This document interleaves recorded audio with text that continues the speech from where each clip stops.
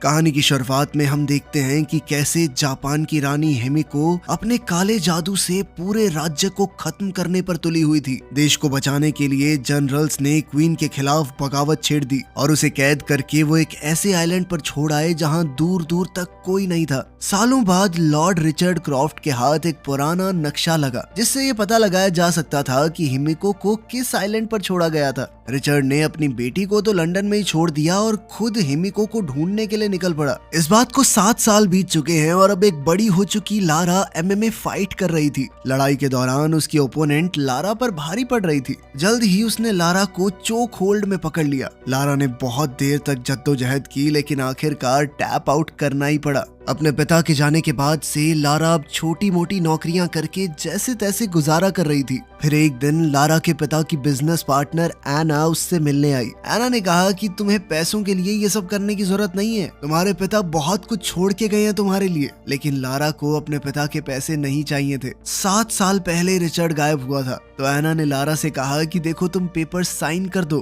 ताकि हम रिचर्ड को डेड घोषित कर सके, वरना इस तरह उसकी सारी प्रॉपर्टी बिक जाएगी, तुम्हारे हाथ भी कुछ नहीं आएगा। उस शाम लारा अपने पिता के बारे में सोचने लगी। जाने से पहले रिचर्ड ने लारा को एक नेकलेस दिया था जो लारा की माँ का था। रिचर्ड ने कहा कि इस नेकलेस को हाथ में पकड़कर अगर किसी को याद करो तो उस इंसान को पता चल जाता है कि उसे याद किया गया है। अगले दिन लारा क्रॉफ्ट होल्डिंग्स की बिल्डिंग में गई रिचर्ड को मरा हुआ घोषित करने के पेपर्स पर साइन करने से पहले लॉयर ने रिचर्ड की एक पजल जिसका नाम काराकुरी है लारा को दी। लारा ने वो पजल ली और उसे सॉल्व करते ही उसे एक छुपा हुआ लेटर और एक चाबी मिली। उस चिट्ठी में लिखा था मेरी आखिरी जगह का पहला शब्द। लारा तुरंत उसका मतलब समझ गई और वहीं पर अपने पिता की कब्र के पास गई। उसने कब्र पर अपने पिता के नाम रिचर्ड का पहला लेटर आर दबाया जिसके बाद वहां पर चाबी लगाने की एक जगह मिली। लारा ने जैसे ही वहां पर चाबी डालकर घुमाई तो कब्र की दूसरी तरफ एक दरवाजा खुल गया जहां रिचर्ड का सीक्रेट ऑफिस था। वहां लारा को कुछ फेक पासपोर्ट्स, एक पुराना वीडियो कैमरा मिला जिसमें रिचर्ड का एक मैसेज था। रिचर्ड ने बताया था कि कैसे उसकी पत्नी की मौत के बाद रिचर्ड ने अपनी पत्नी से दूसरी दुनिया में दोबारा मिलने के लिए कोई रास्ता निकाला, इसीलिए उसने प्रोजेक्ट हिमिको पर काम किया। वो चाहता था कि लारा हिमिको प्रोजेक्ट की पूरी रिसर्च को जला दे क्योंकि अगर ये रिसर्च गलत हाथों में पड़ गई तो हंगामा हो जाएगा। वहीं लारा को एक डब्बा मिला जिसके बाहर हिमिको लिखा हुआ था। जलाने की बजाय लारा ने चीजों को देखना और पढ़ना शुरू किया। उसने हिमिको और जहां उसे रखा गया था उस आइलैंड यामाटाई के बारे में पढ़ा। लारा को पता चला कि रिचर्ड यामाटाई ही जा रहा था और जो कप्तान अपने जहाज में उसे वहां ले जाने वाला था उसके बारे में भी पता चला क्योंकि लारा ने अब तक डेथ पेपर साइन नहीं किए थे, इसीलिए उसे अपने पिता की विरासत का पैसा नहीं मिला था। इसलिए लारा ने अपना जेड नेकलेस बेचकर जो मिला उससे वो हांगकांग पहुंच गई।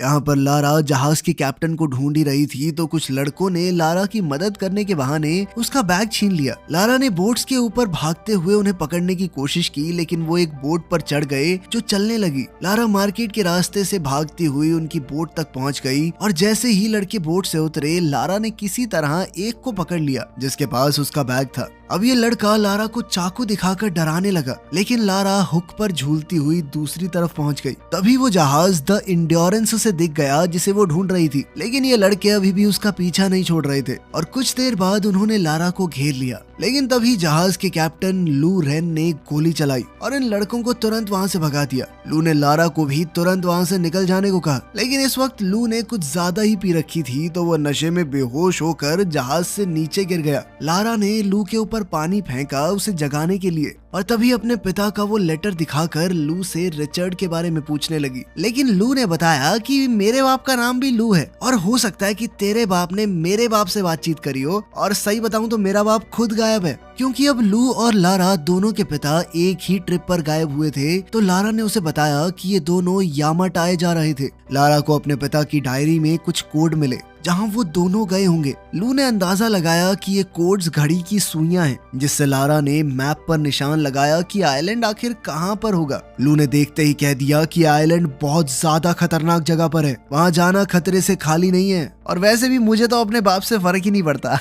लेकिन फिर कुछ देर बाद जब उसने अपने पिता के साथ अपनी एक बचपन की फोटो देखी तो उसने एक बार दोबारा सोचा। लारा ने वहां पड़ी कुछ चीजों से अंदाजा लगाया कि पिछली रात तुम जुए में पैसे हारे हो ना। लारा ने मदद करने के लिए लू को काफी पैसों का ऑफर दिया। लू मान गया और फिर इन दोनों ने यामाटाई आइलैंड की तरफ अपना सफर शुरू किया। रास्ते में अपने पिता की डायरी पढ़ते हुए लारा को रिचर्ड के सामान में एक एशियन पजल मिली। उसे पता चला कि हिमिको को एक बंद दरवाजे के पीछे कैद किया गया था, जिसे खोलने का तरीका रिचर्ड को मिल गया था। उस आइलैंड पर भी हिमिको की जगह तक पहुंचना बहुत मुश्किल होने वाला था और वहां तक पहुंचने के लिए उन्हें बहुत सारी मुश्किलों का सामना करना होगा। इस मिशन के दौरान रिचर्ड के ऊपर एक ऑर्गेनाइजेशन ने नजर रखी हुई थी, जिनका नाम है ऑर्डर ऑफ ट्रिनिटी। यह ऑर्गेनाइजेशन तिलस्मी शक्तियों का इस्तेमाल करके इंसानों के ऊपर राज करना चाहती है। रिचर्ड को इस बात का डर था कि अगर इन लोगों को हिमिको की ताकत मिल गई तो वो क्या क्या नहीं कर सकते। खैर, एक रात जब लारा की आंख खुली तो उसने देखा कि बाहर खतरनाक तूफान चल रहा है। वो ब्रिज पर चढ़ गई जहां लू जहाज को कंट्रोल नहीं कर पा रहा था। लारा ने देखा कि वो लोग यामाताई आइलैंड के बहुत करीब पहुंच चुके हैं, लेकिन बड़ी बड़ी लहरें अब जहाज को बार बार दूर फेंक रही थी। लू ने लारा से जहाज को खाली करने को कहा, लेकिन लारा अपने कैबिन में रिचर्ड की डायरी लेने गई और उससे वो पुरानी पजल पीछे ही छूट गई। तभी जहाज की टक्कर एक बड़ी सी चट्टान से हो गई और लारा पानी में गिर पड़ी। इस तूफान ने लू और लारा को अलग अलग कर दिया। लारा किसी तरह किनारे पर पहुंच गई और उसने देखा कि इस आइलैंड पर तो और भी लोग हैं। तभी किसी ने उसे मारकर बेहोश कर दिया।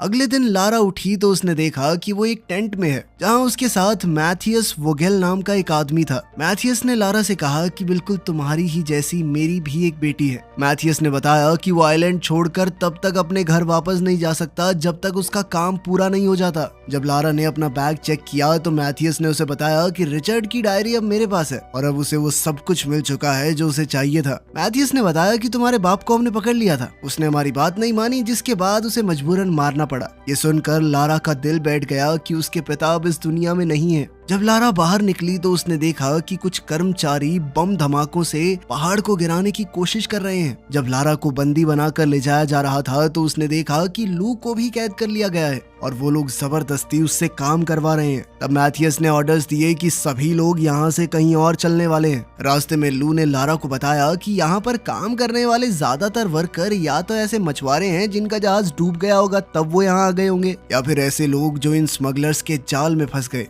लारा ने बताया कि मैथियस ने मेरे पिता को मार दिया है और जल्द ही लू को वर्कर्स से पता चला कि उसके पिता को भी मार दिया गया है। लारा ने लू से माफी मांगी कि मैं तुम्हें इस खतरनाक जगह पर ले आई। रिचर्ड की डायरी से मैथियस को हिमिको के टूम्ब की एंट्रेंस मिली और सभी वर्कर यहाँ तक कि लारा और लू भी इस एंट्रेंस के रास्ते को साफ करने लगे। तभी एक बूढ़ा आदमी कमजोरी से गिर पड़ा, लेकिन एक गार्ड ने कहा कि बुड्ढे खड़ा हो और काम कर, समझा। तभी लारा और लू उस बूढ़े आदमी की साइड लेते हुए गार्ड से भिड़ गए, लेकिन तभी मैथियस पीछे से आया और बूढ़े को गोली मार दी। लू ने कस्सी उठाकर गार्ड की तरफ फेंकी ताकि लारा को वहां से बचकर निकलने का मौका मिल जाए। जैसे ही लारा भागी तो एक आदमी उस पर गोली चलाने को तैयार था, लेकिन लू ने ऐन वक्त पर उस पर हमला करके लारा को बचा लिया। लू भी मौका देखकर उसके पीछे भागा, लेकिन मैथियस ने उसकी बाजू में गोली मार दी। लारा पहाड़ी पर पहुंची और गिरे हुए पेड़ पर चढ़कर उसे पार करने की कोशिश करने लगी, लेकिन गोलियां चलने की वजह से वो नदी में गिर पड़ी। लारा नदी से निकलने की कोशिश कर रही थी और जैसे ही वो झरने के पास पहुंची, लारा ने क्रैश हो चुके एयरप्लेन का विंग पकड़ लिया और किसी तरह से उसके ऊपर चढ़ गई,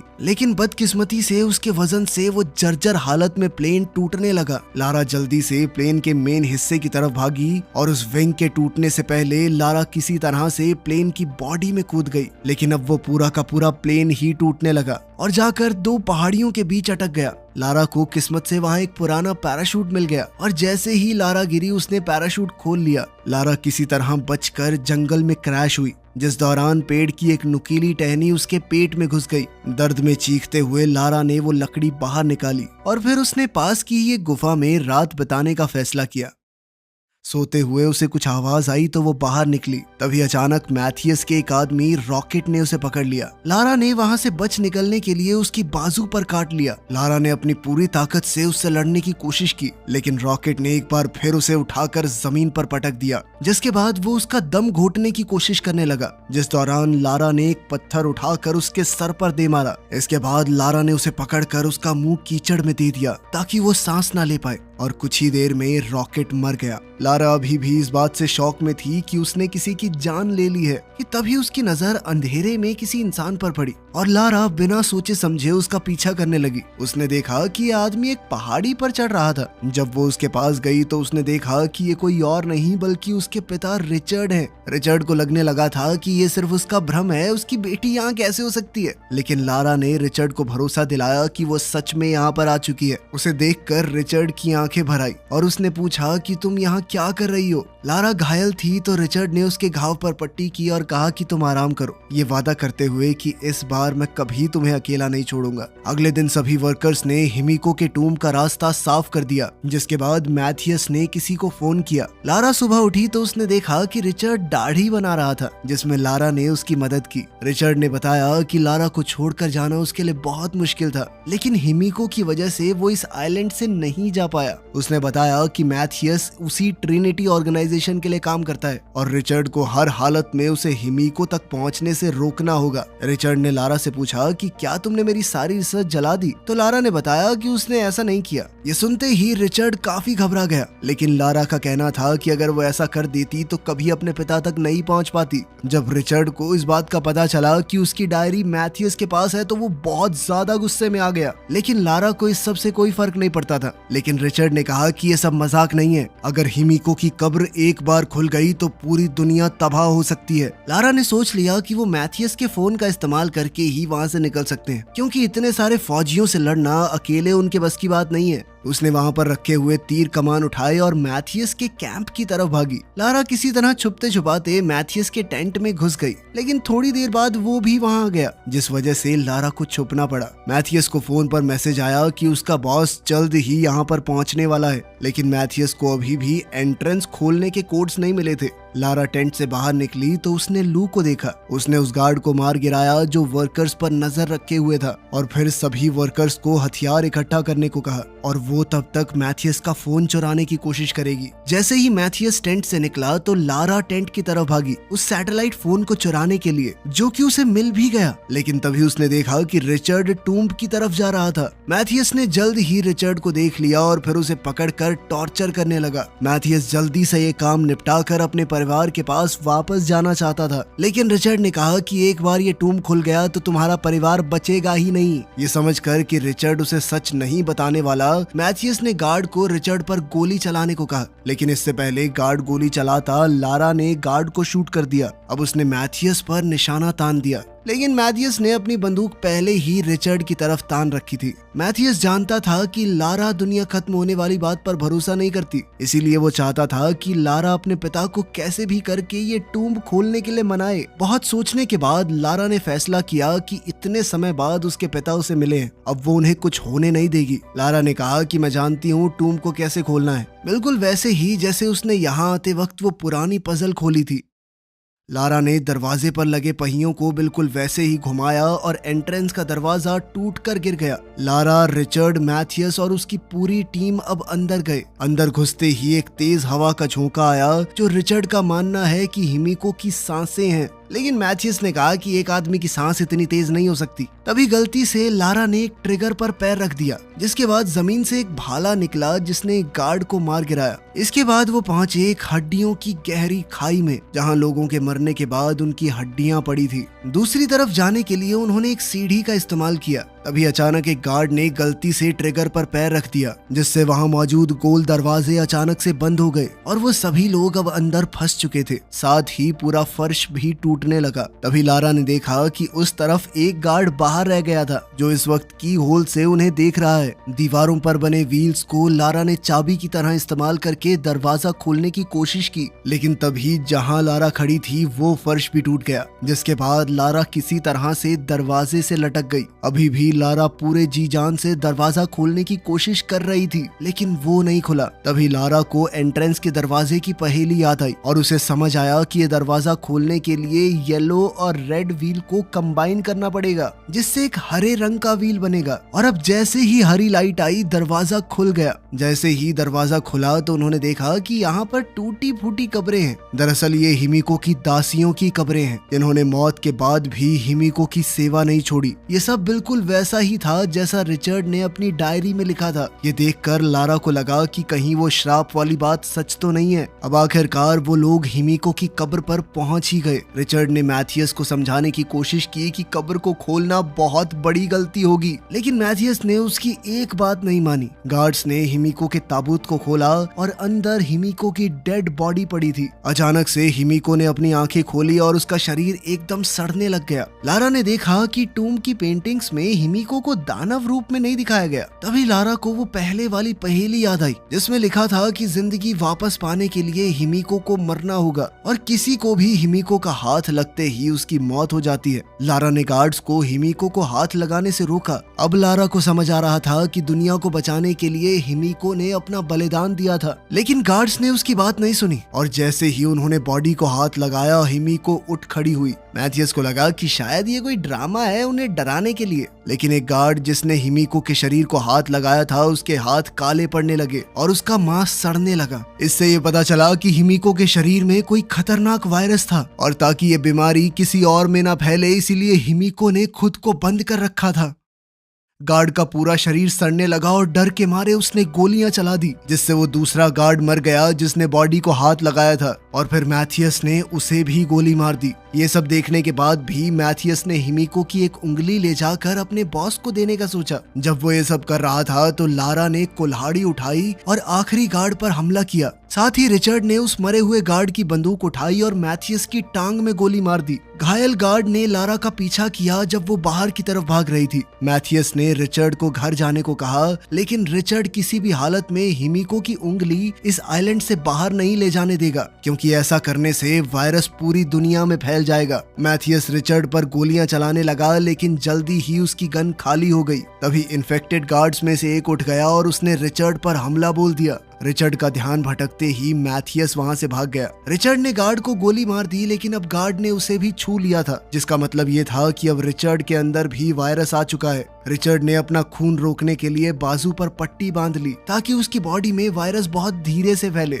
वहीं लारा मौका देखकर दासियों की एक कब्र में छुप गई, लेकिन उसका पैर एक हड्डी पर पड़ गया जिसकी आवाज से गार्ड ने उसे ढूंढ लिया। अब उन दोनों के वजन से कब्र टूट गई और लारा गिरकर एक दूसरे कमरे में पहुंच गई। गार्ड भी उसके साथ ही वहां गिर गया था। तभी लारा को एक ट्रिगर दिखा तो वो उस पर चढ़ गई, जिसके बाद बहुत सी पैनी लकड़ियों के टुकड़े उनके ऊपर बरसने लगे, जिनमें से एक गार्ड पर गिरी और वो तुरंत मारा गया। जल्द ही लारा वापस हिमिको के टूम्ब के पास आई, लेकिन रिचर्ड ने उसे दूर रहने को कहा क्योंकि अब उसके अंदर भी वायरस आ चुका था। उसने लारा को मैथियस को रोकने के लिए कहा और तब तक वो हिमिको के टूम्ब में आग लगा देगा। लारा किसी भी तरह रिचर्ड को बचाना चाहती थी, लेकिन रिचर्ड अपनी मौत को स्वीकार कर चुका था। रिचर्ड ने कहा कि मेरे लिए यही बहुत बड़ी बात है कि मैं अपनी बेटी को दोबारा देख पाया। रोते हुए लारा ने हथियार उठाए और अपने पिता को आखिरी बार अलविदा कहा। वहाँ मैथियस अभी हड्डियों की खाई को पार कर रहा था। लारा कूदकर सीढ़ी की दूसरी तरफ लैंड हुई और मैथियस को रोका। उसने मैथियस को लात मार के दोबारा दूसरी तरफ फेंक दिया, लेकिन मैथियस भी इतनी आसानी से हार मानने वाला नहीं था। उन दोनों के बीच खूब हाथापाई हुई।